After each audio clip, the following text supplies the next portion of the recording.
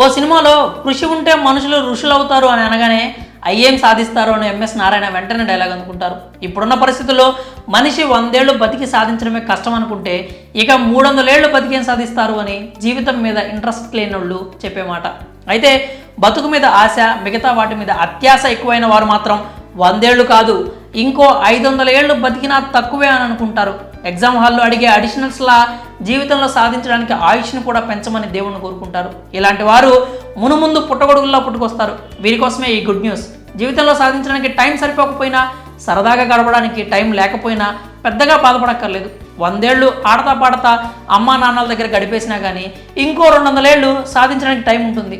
అవును, మనిషి 300 ఏళ్ళు జీవించే రోజు దగ్గరలోనే ఉందని ఇస్రో శాస్త్రవేత్తలు అంటున్నారు. ప్రస్తుతం ఉన్న పరిస్థితుల్లో పట్టుమని 25 నుంచి 50 ఏళ్ళు బ్రతికినా చాలనుకుంటున్నారు ప్రజలు. ఎందుకంటే ఎవరు ఎప్పుడు ఎలా చనిపోతున్నారో చెప్పలేని పరిస్థితులను నేడు చూస్తూనే ఉన్నాం. అడపాదడప యవ్వన వయస్కులు సైతం హార్ట్అటాక్ వచ్చి మరణిస్తున్నారని వార్తలు వింటూనే ఉన్నాం. మరి ప్రస్తుతం ఉన్న పరిస్థితుల్లో 200 నుంచి 300 ఏళ్ల వరకు జీవించడం సాధ్యమేనా అంటే అవుననే అంటున్నారు ఇస్రోకు చెందిన శాస్త్రవేత్తలు.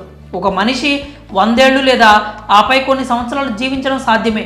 మనం కూడా అప్పుడప్పుడు సామాజిక మాధ్యమాల్లో 100 ఇయర్ బర్త్డేస్ను గ్రాండ్గా సెలబ్రేట్ చేసుకునే కొంతమంది వృద్ధులను చూస్తూనే ఉంటాం. ఇక 100 ఏళ్లకు మించి కూడా మనుషులు బ్రతికారు. కానీ అది ఇప్పుడున్న కలియుగంలో కాదు, ఎప్పుడో రామాయణ మహాభారత కాలం నాటి యుగంలో మనుషులు దాదాపు 200 సంవత్సరాలు జీవించేవారు. అప్పటి కాలంలో మానవుల మనుగడ, ఆయుష్ కాలం ఇప్పటికంటే కూడా చాలా ఎక్కువ పరిమాణంలో ఉండేది. వారు తీసుకునే ఆహారం, జీవన విధానం వారు ఎక్కువ కాలం జీవించడానికి ఉపయోగపడేలా ఉండేది. ఉదాహరణకు కురుక్షేత్ర యుద్ధం జరిగినప్పుడు పాండవులు, కౌరవుల వయస్సు సుమారు 60 నుంచి 70 సంవత్సరాల మధ్యనే ఉండేదట.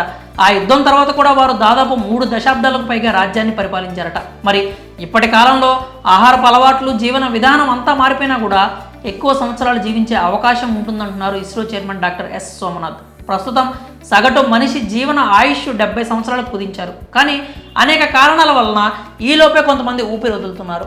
ఎక్కడో కొంతమంది ఆ మార్క్ను క్రాస్ చేస్తున్నారు. ఇటువంటి స్థితిలో ఉన్న మనకు ఒకేసారి 200 నుంచి 300 వరకు జీవించే అవకాశం వస్తే ఎవరు కాదనగలరు?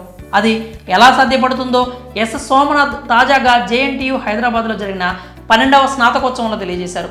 ఎలా అంటే మనిషి శరీరంలో పాడైపోయిన అవయవాలను చనిపోయే దశలో ఉన్న జీవకణాలను మార్చడం ద్వారా 200 నుంచి 300 సంవత్సరాల వరకు జీవించే అవకాశం ఉంటుందని ఆయన చెప్పారు. ఈ ప్రయోగాలను చేసే రోజులు దగ్గరలోనే ఉన్నాయని, దీనిపై స్టడీ చేస్తున్నట్లు చెప్పారు. కాగా ప్రస్తుతం ఈ ఏడాది పిఎస్ఎల్వి, జిఎస్ఎల్విలను కక్షలోకి పంపుతున్నట్లు పేర్కొన్నారు. మానవులను అంతరిక్షంలోకి పంపే గగన్యాన్ మిషన్ను ఈ ఏడాదిలోనే నిర్వహించనున్నట్లు తెలిపారు. అయితే ప్రస్తుతం ఈ స్థాయిలో ఉన్నారు కాబట్టి అన్ని విజయాలు మాత్రమే చూశాను అనుకుంటే పొరపాటేనని, ఆయన కూడా జీవితంలో కష్టాలను రుచి చూసి వచ్చారని పేర్కొన్నారు. ఏదేమైనా రాబోయే రోజుల్లో 200 నుంచి 300 వరకు జీవించే రోజులు వస్తాయో లేదో వేచి చూడాలి. మరి ఒక మనిషి 200 నుంచి 300 ఏళ్ళు జీవించే రోజు దగ్గరలో ఉందని ఇస్రో చీఫ్ చెప్పడంపై మీ అభిప్రాయం ఏమిటి? ఒకవేళ మీకు 200 నుంచి 300 సంవత్సరాలు బతికే ఛాన్స్ వస్తే ఏం చేస్తారు? ఎలా జీవిస్తారు? మీ అభిప్రాయాలని కామెంట్స్ రూపంలో తెలియజేయండి.